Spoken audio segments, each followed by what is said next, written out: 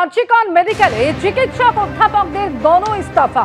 এখনো পর্যন্ত ইস্তফা পত্রে স্বাক্ষর 40 জনের বেশি চিকিৎসক অধ্যাপকের। পরিষেবা স্বাভাবিক রাখতে সর্বোচ্চ চেষ্টা করেছিলাম, কিন্তু বর্তমান পরিস্থিতিতে রোগীদের সুষ্ঠু পরিষেবা দেওয়া কঠিন হয়ে পড়েছে। অনশনকারী ডাক্তারদের শারীরিক অবস্থার ক্রমশ অবনতি হচ্ছে। সরকার দ্রুত হস্তক্ষেপ করুক এই আবেদন জানিয়ে চিঠি দেওয়া হয়েছে। সরাসরি কথা বলবো তিন প্রতিনিধি আমাদের সঙ্গে রয়েছেন। ব্রতদীপ ভট্টাচার্য, ঝিলম করঞ্জাই এবং সন্দীপ সরকার আমাদের সঙ্গে রয়েছেন। প্রত্যেকের কাছেই আসবো। তবে গণ ইস্তফার কথা জানিয়ে স্বাস্থ্য শিক্ষা অধিকর্তাকে চিঠি দিলেন চিকিৎসক অধ্যাপকেরা।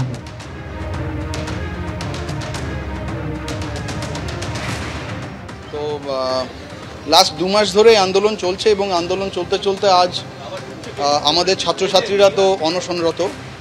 বিগত 3 দিন ধরে তারা অনশনরত এবং তাদের স্বাস্থ্যের অবনতি ঘটছে।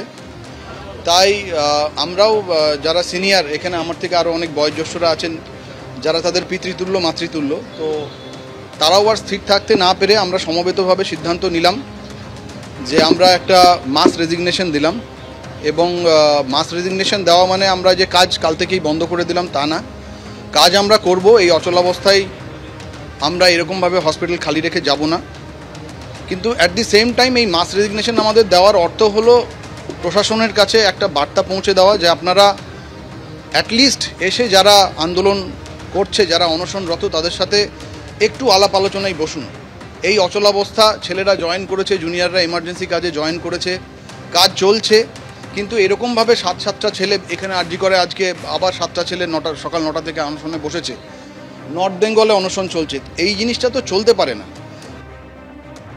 সরাসরি কথা বলবো ব্রতদীপ ভট্টাচার্য আমাদের প্রতিনিধি রয়েছেন এই মুহূর্তে আমাদের সঙ্গে।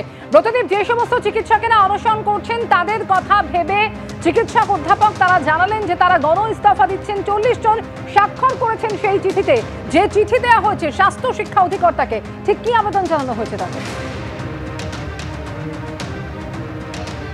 দেখো, সংখ্যাটা 40-এর থেকে এখন কিন্তু বেড়ে গিয়েছে এবং আরজিকর হাসপাতালে যত চিকিৎসকরা রয়েছেন বা অধ্যাপকরা রয়েছেন কিংবা বিভাগীয় প্রধান, তাদের অধিকাংশই কিন্তু এখনো পর্যন্ত এই গণ ইস্তফায় স্বাক্ষর করেছেন এবং সেই স্বাক্ষরের কাজ এখনো চলছে।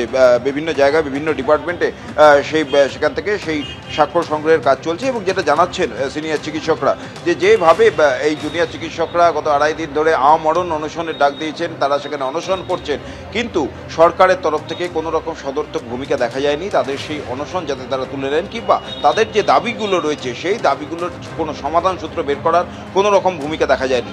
তারই প্রতিবাদে কিন্তু তারা এই গণ ইস্তফার সিদ্ধান্ত নিয়েছেন। এবং শুধু যে আরজিকর হাসপাতালের সিনিয়র চিকিৎসকরা এই গণ ইস্তফায় সিদ্ধান্ত নিয়েছেন তা নয়, তারা আবেদন করেছে যে অন্যান্য যে সমস্ত মেডিকেল কলেজগুলি রয়েছে সেই সমস্ত মেডিকেল কলেজগুলিতে যে সমস্ত সিনিয়র চিকিৎসকরা রয়েছেন তারাও যেন তাদের এই আন্দোলনে তাদের সঙ্গে থাকেন। এখানে দেখতে পাচ্ছ যে রয়েছেন একজন সিনিয়র চিকিৎসক। ম্যাডাম, আজকে এই সিদ্ধান্ত নিতে মানে বাধ্য হতে হলো কেন?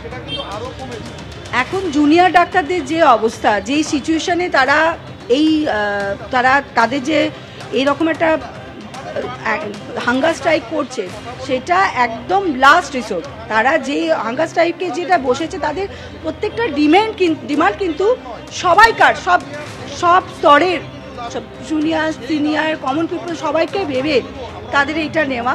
সেইটা তো এখনো পর্যন্ত কোনো রকম সদিচ্ছা দেখছি না সরকারের। সেটা যদি হতো তাহলে হয়তো তারা সেই দাবিটা সেই দাবিতে হয়তো ওনারা কিছু সদিচ্ছা দেখাতেন।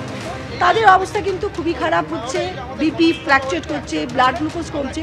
তো আমরা তাদের পাশে থেকেই, জুনিয়রদের পাশে আমরা যে জুনিয়রদের পাশে থেকেই সরকার যদি না এটা করেন তাহলে আমরা ওদের সমর্থন দিচ্ছি। এটা আমরা মাস লেভেলে দিচ্ছি, পরে ইন্ডিভিজুয়ালি আমরা সেটা করব। এটা আমাদের তরফ থেকে সিনিয়রদের সলিডারিটি দেখানো, ওদের পাশে থাকার, এটাই আমরা ভেবে নিয়েছি। অর্থাৎ শুনতেই পারলে সরকার যদি এর পরেও কোনো রকম ভূমিকা না দেখায়, অর্থাৎ কোনো রকম পদক্ষেপ না করে তাদের এই আন্দোলনে তাদের যে দাবিগুলো সেগুলো মানার ক্ষেত্রে, তাহলে কিন্তু ব্যক্তিগতভাবে প্রত্যেকেই কিন্তু ইস্তফার পথে হাঁটবেন। আজকে গণ ইস্তফা দিয়েছেন তারা, ভবিষ্যতে যদি সরকারের কোনো ভূমিকা না দেখা যায় তাহলে তারা কিন্তু ব্যক্তিগতভাবে ইস্তফা দেবেন। এবং তার পাশাপাশি আরেকটা অভিযোগ করছেন সিনিয়র চিকিৎসকরা। একদিকে যেমন উদাসীনতার অভিযোগ করছেন সিনিয়র চিকিৎসকরা জুনিয়র চিকিৎসকদের এই আন্দোলন নিয়ে, অর্থাৎ সরকার পুরোপুরি উদাসীন এই বিষয়টায়, তাদের যে অনশন, সেই অনশনের পর থেকে তারা যাতে সরে আসেন, তাদের যে দাবিগুলো সেই দাবিগুলোকে বাস্তবায়িত করার কোনো পদক্ষেপ তারা দেখছেন না। তার পাশাপাশি পুলিশের ভূমিকা নিয়েও কিন্তু একাধিক প্রশ্ন তুলেছেন। সিনিয়র চিকিৎসকরা অভিযোগ করছে যে ধর্মতলায় যেভাবে তারা যখন থেকে অবস্থান করছেন সেই প্রথম দিন থেকেই কিন্তু পুলিশের তরফ থেকে চরম অসহযোগিতা করা হচ্ছে এবং তাদের এই যে অভিযোগ যে পুলিশের তরফ থেকে অসহযোগিতা করা হচ্ছে